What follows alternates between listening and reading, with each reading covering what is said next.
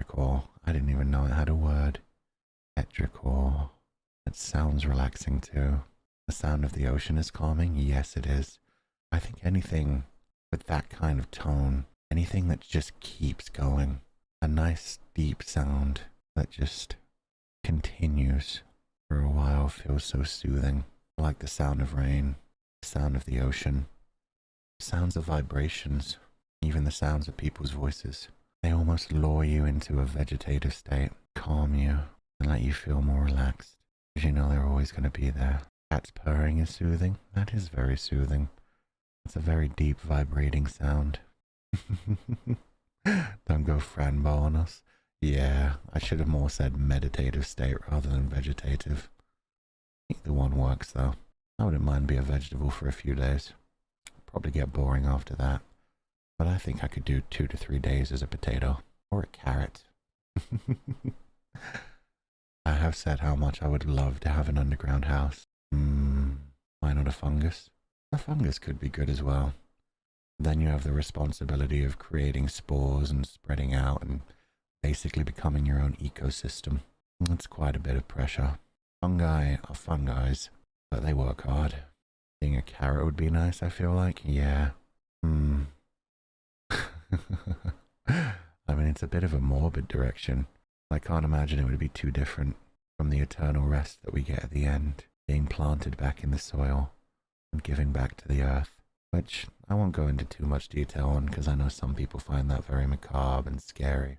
But I think it's just a nice rest at the end of the journey. Once you've been through enough, once you're tired enough, just to go to sleep. And then you get to know that you'll spread out into the earth again. We all started as stardust after all. Billions of quadrillions of quintillions of years ago. And the Big Bang happened. Everything slowly collided back together since gravity. Supernovas happened and boom.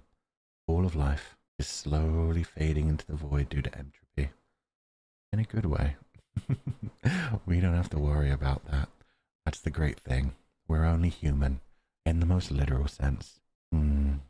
That's what I mean. Everybody who is here today has survived so much to be here. Just surviving, just living, getting up every day, feeding yourself, making sure you're hydrated, making sure you're taking care of yourself is such an achievement. And in the end, we'll all return back to stardust. Maybe it will just fade out.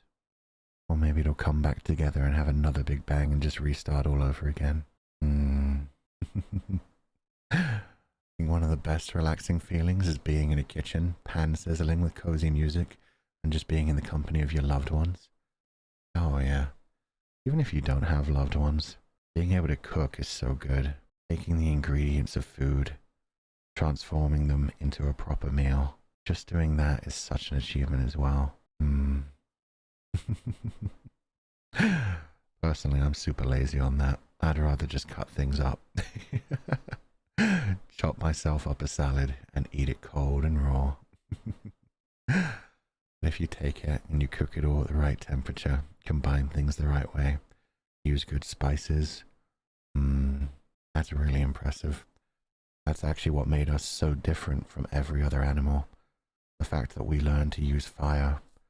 Prometheus, providing us the key to evolution, making it so we had a much more safe access to calories. We could grow, we could develop, and then our brains could take on all the strength that they need. Fuchan, what's your favorite soup? I'm not really sure.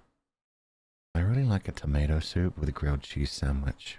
I think that's probably just a childhood thing more than anything else. Miso soup is great. Clear soup even, the one that just barely tastes of mushrooms and onions and broth. But I'll eat just about anything like that. Really, if you just take chicken stock, add some meat to it, just about any vegetables,